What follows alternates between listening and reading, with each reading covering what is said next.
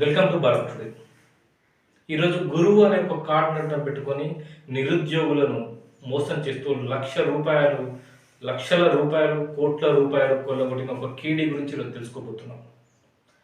ఈ అకాడమీలో one of the డైరెక్టర్గా ఉన్న మస్తాన్ పేరుకే గురువు, కానీ పక్కా 420. గత కొంతకాలంగా సిఏ అకాడమీలో చాలామంది విద్యార్థులతో సాన్నిహిత్యంగా ఉండి వారిని నమ్మబలికి నేను ప్రభుత్వ శాఖల్లో పలు డిపార్ట్మెంట్లలో కూడా ఉద్యోగాలు ఇప్పిస్తాను, సచివాలయంలో చాలా పెద్ద నెట్వర్క్ ఉంది, అక్కడ పై స్థాయి అధికారులతో నాకు చాలా సన్నిహిత సంబంధాలు ఉన్నాయని చెప్పి అక్కడ ఉన్న స్థానిక విద్యార్థులందరినీ కూడా మభ్యపెట్టి ఒక్కొక్కరి దగ్గర లక్షల్లో వసూలు చేసి కోట్లు కొల్లగొట్టాడు. తీరా ఇగో వస్తుంది అగో వస్తుంది అని చెప్పి అక్కడ విద్యార్థులను నమ్మబెట్టడం, పైసలతో ఉడాయించడం మస్తాన్కు వినతో పెట్టిన విద్య.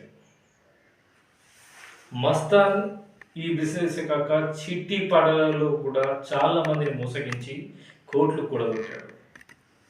కోట్లు కూడబెట్టడం, అక్కడి నుంచి పరారవ్వడం మస్తాన్ ప్రధాన వృత్తిగా కొనసాగుతుంది. పేరుకు సమాజంలో నేను పెద్ద విద్యావేత్తను అంటూ ఫోజ్ ఇస్తూనే పూర్తిగా నిరుద్యోగుల ఆశ చూపి, వాళ్ళకు ప్రభుత్వ ఉద్యోగాల ఆశ చూపి లక్షల్లో వసూలు చేశారు. అలాంటి సంఘటనలు అనేకం ఉన్న ప్రజల ముందుకు, అదేవిధంగా పోలీసుల వద్దకు కూడా బాధితులు వెళ్లేందుకు ధైర్యం చేయకపోవడంతో మస్తాన్ రావు వాళ్ళ వ్యక్తుల ఆటలు కొనసాగుతున్నాయి. దీనిలోపల మస్తానే కాకుండా తన కుటుంబ సభ్యుల ప్రమేయం కూడా ఉంది. పలు దఫాలుగా వసూలు చేసేటప్పుడు కూడా మస్తాన్ రావు చాలా తక్కువ ఇన్వాల్వ్ అవుతాడు. తన అల్లుడిని దీనికి డబ్బుల వసూలు కోసం పంపేయడం, తీరా జాబ్ రాలేదు అని చెప్పి వాళ్ళ దగ్గర నుంచి ప్రెజర్ వస్తున్న క్రమం లోపల అక్కడి నుంచి చాప చుట్టేయడం మస్తాన్ రావు నిత్యకృత్యాలుగా మారాయి. ఇప్పటికీ పదుల సంఖ్యలో నిరుద్యోగుల వద్ద మస్తాన్ రావు లక్షల రూపాయలు వసూలు చేశాడు. దానికి సంబంధించిన ఆడియో భారత్ టుడే చేతికి వచ్చింది. ఇప్పుడు ఆ ఆడియోని ఒకసారి విందాం. Hello sir. Hello sir, Rajesh, నేను రేపు మొత్తం పనులు అయిపోయి, రేపు ఎల్లుండి మొత్తం పనులు అయిపోయి వెళ్ళిపోయేటప్పుడు నీకు మళ్ళీ కాల్ చేస్తా. మీరు చిన్న వాటికి ఇంత టెన్షన్ పడితేట రాజేష్? హలో సార్ చెప్పండి.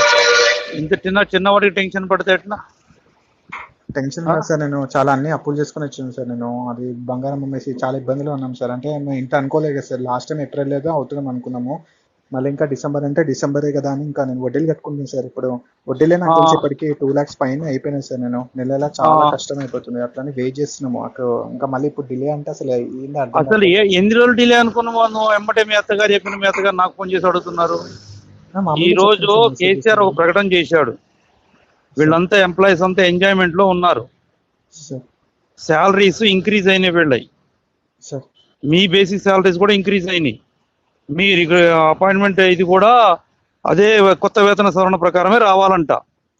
అందువని చెప్పి March 31 లోపు అపాయింట్మెంట్ ఇవ్వరేమో, April 1 నుంచి అప్లికబుల్ చేస్తారేమో అన్నాడు ఆయన. అది కూడా ఇంకా సార్ హెచ్ఆర్ అని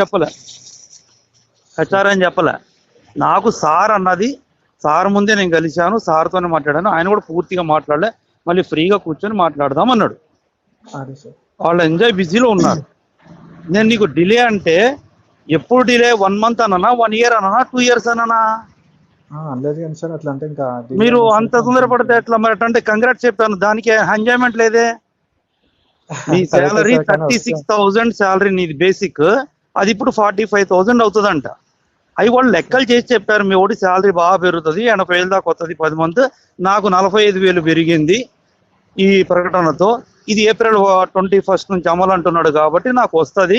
మ్యాక్సిమం రిక్రూట్మెంట్స్ అన్ని కూడా అలాగే జరగవచ్చేమో, ఇప్పుడు అపాయింట్మెంట్ ఇవ్వడేమో అన్నాడు. April 21 సవరణ ప్రకారం ఇస్తాడేమో అన్నట్టు మాట్లాడారు. అక్కడ జరిగింది. నాకు ఈ బుద్ధి ఏంటంటే ప్రతిదీ ఇంకా అప్డేట్ ఇవ్వడం తప్పైపోతుంది మీకు. అందువల్ల నేను వెళ్ళేటప్పుడు రేపైతే రేపు, ఎల్లుండి హెచ్ఆర్ని కలిసి, ఏఓని కలిసి, ఇంకా ఏఓ దగ్గరికి వెళ్ళలే, వాడి క్లర్క్ దగ్గరికి వెళ్ళలే, హెచ్ఆర్ దగ్గర కూడా వెళ్ళలే. వీళ్ళందరినీ కలిసిన తర్వాత నీకు అప్పుడు ఇన్ఫర్మేషన్. మీరు ఇంత ఇప్పుడు అసలు అక్కడ మీది ఫైల్ టచ్ చేశాడో లేదు ఇప్పుడు తెలియదు తమ్ముడు నాకు. ఇంకా నేను ఏవో దగ్గరికి వెళ్ళలేదు, ఏవో శ్రీనివాసన్ కలవలేదు, ఇంకా ఆయన క్లర్క్ను కూడా కలవలేదు. సార్ దగ్గర వీళ్ళంతా ఎంప్లాయీస్ అంతా ఫోన్ల మీద బిజీ అంటే ఏంటి సార్ అని జరిగిందంటే ఇట్లా మనకు కూడా పెరిగినట్టే అందరికి పెంచాడు, 80% ఉద్యోగులు అంటే సార్ మేమే అని చెప్పి మా ఓ దగ్గర చెప్తున్నాడు. అదే సార్ ఆయన నేను మిమ్మల్ని ఎప్పుడు మాట్లాడదంటే నేను ఏదో నీకు హ్యాపీ అనిపించి ఒక అప్డేట్ చేసినందుకు ఆ నువ్వు అదే అప్పులు సార్ చేశాను ఇప్పులు చేశాను అని చెప్పంటే నేను 3 seconds తిరగడానికి దగ్గర నేను చేసిన అప్పులు నాకు ఎవరు ఇవ్వలేదు ఇంకా రాజేష్. నువ్వు అప్పులే చేసావు, వడ్డీయే కడుతున్నావు, మరి నేను ఫ్రీగా పెడుతున్నా వెళ్తున్నా, మరి నేను ఎవరు చెప్పుకోవాలి నా బాధ? ఈ రోజు వచ్చాను వస్తాను అంటే వచ్చా అంతే, ఇక నా పని అంత ఉంటుంది. మరి ఈ రోజు వచ్చిన డబ్బులు నేను ఎక్కడి నుంచి నీవు ఈ రోజు వచ్చిపోవడానికి 6,000 పైన అవుతాయి, వడ్డీ డబ్బులు సరిపోతాయి నీకు. అట్లా ఎప్పుడు లెక్కకూడదు రాజేష్. ఈ పనుల్లో దిగిన తర్వాత సార్ మీకు లేట్ అవుతుంది అని చెప్పంటే it's not depend on me. Government recruitment 2018 ఒక నోటిఫికేషన్ టీఎస్పీఎస్సీ గ్రూప్ 4 ఇప్పుడు అపాయింట్మెంట్ కాలే, ఎవడు దీన్ని వెళ్ళి మీరు అలా అనడం కరెక్ట్ కాదు కదా. అప్లై చేసి ఉండొచ్చు, ఇంకేం చేసు. మరి నేను పెట్టిదాన్ని నేను అప్లై చేశాను కదా, 10 లక్షలు మునుగున్నాను మొన్న మీ అత్తమ్మని అడుగు కోళ్ళ ఫారంలో. ఆయన ఇప్పుడు రాలేదా? 7-8 వేలు అయితే 10,000 అయితే నా తెలియదా? అయినా రాలేదా? అట్లా అనుకుంటే 10,000 రూపాయలు వడ్డీ కింద కాదా? అట్లా ఎప్పుడు అనుకోకూడదు. నువ్వు చిన్న ఇన్ఫర్మేషన్ అప్డేట్ ఇచ్చాను, నేను అది జరిగింది అప్డేట్ నీకు చెప్పాను, అది హ్యాపీతో చెప్పాను నేను నీకు. దీనివల్ల April 21 అప్పుడు ఉన్నప్పుడు ఇప్పుడు నీకు రిటైర్మెంట్ వయసు ఎంత? 58కి రిటైర్మెంట్. మరి ఇప్పుడు ఎంత? 61కి అపాయింట్మెంట్ రిటైర్మెంట్ వాడి ప్రకటన ప్రకారం. ఏది హ్యాపీ న్యూస్? 3 సంవత్సరాల శాలరీ పెరిగిందంటే ఎంత పెరుగుతుంది? పెన్షన్ ఎంత పెరుగుతుంది? గ్రాట్యుటీ ఎంత పెరుగుతుంది? 12 లక్షల గ్రాట్యుటీ మొన్నటి వరకు, ఇప్పుడు 16 లక్షల గ్రాట్యుటీ. దేనిలో అప్లికబుల్ అవుతావు నువ్వు? ఇవన్నీ జాబ్ ఇచ్చేవాళ్ళు ఆలోచిస్తారు, జాబ్ ఇప్పించేవాళ్ళు ఆలోచిస్తాడు. తెలిసిందమ్మా? సార్ అది రాజేష్ అనే నిరుద్యోగి దగ్గర డబ్బులు తీసుకొని మస్తాన్ రావు ఏ విధంగా మాట్లాడుతున్నాడో విన్నారు కదా. మస్తాన్ రావు నిజ స్వరూపం భారత్ టుడే ప్రజల ముందు ఉంచింది. ఇదే విధంగా మస్తాన్ రావు అనేక మంది నిరుద్యోగుల దగ్గర, ఒక్కొక్కరి దగ్గర, ఇప్పుడు ప్రస్తుతానికి ఉదాహరణకు రాజేష్ను తీసుకుంటే రాజేష్ దగ్గర 2020లో 17 లక్షల రూపాయలు పలు దఫాలుగా తీసుకున్నాడు. ఒక 3-4 సంవత్సరాలు కళ్ళబొల్లి మాటలు చెబుతూ నేను ఏవో దగ్గర ఉంది ఫైల్, కింద క్లర్క్ని కలిశాను, ఇంకా ఉన్నతాధికారులు కలిశాను, నేను కూడా డబ్బులు దీని లోపల ఇన్వెస్ట్ చేశాను, ఇలా అనేక మాటలు చెప్తూ ఆలు లేదు సూలు లేదు కొడుకు పేరు సోమలింగం అన్న చందంగా ఉద్యోగమే రాలేదు కానీ నీ జీతం 35,000 నుంచి 45,000 పెరిగింది, అనేక కళ్ళబొల్లి మాటలు. ఈ మాటలన్నిటితో నిరుద్యోగులను ఏ రోజుకు ఆ రోజు దాటవేస్తూ పూర్తిగా కోట్ల రూపాయలు కొల్లగొట్టాడు మస్తాన్. ఇది పూర్తిగా కుటుంబ వ్యాపారం అయిపోయింది.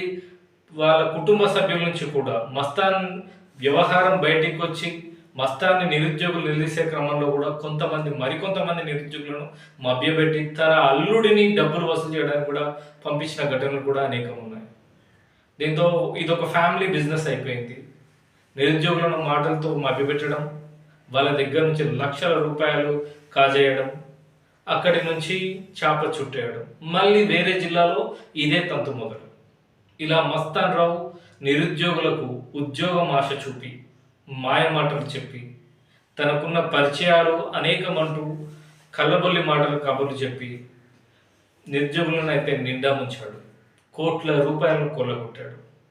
అతని అడ్రస్ ఎక్కడుందో తెలియదు.